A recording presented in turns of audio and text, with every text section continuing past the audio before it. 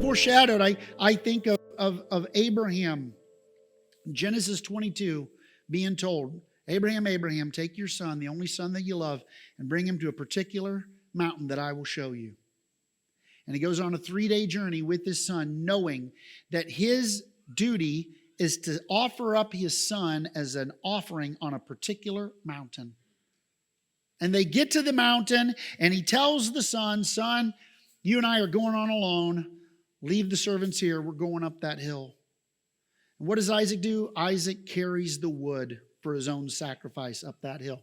And he goes up there, and Abraham is ready to plunge the knife into his son's chest. And this 28-year-old son, that's the math, the way it works out. He's not a little boy. He's a young man in probably excellent physical condition, voluntarily laying down his life in honor of the father. And the father's ready to plunge his knife into his son and offer him up as a burnt offering on the wood that he has carried. And the angel of the Lord intervenes and says, there's a ram in the thicket. Offer it up in place of your son. Now I know what's in your heart.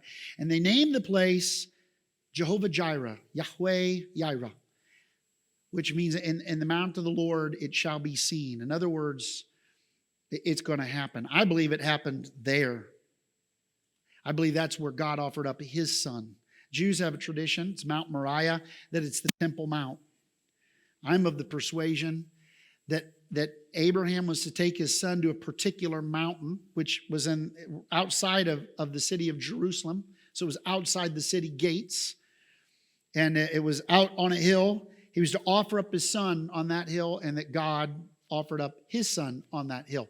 It was always the plan of God. It was foreshadowed. It was foretold that he who's going forth is from everlasting will be born in Bethlehem, Micah 5:3. It was foretold. It was prophesied. It was God's plan. It was God's intent.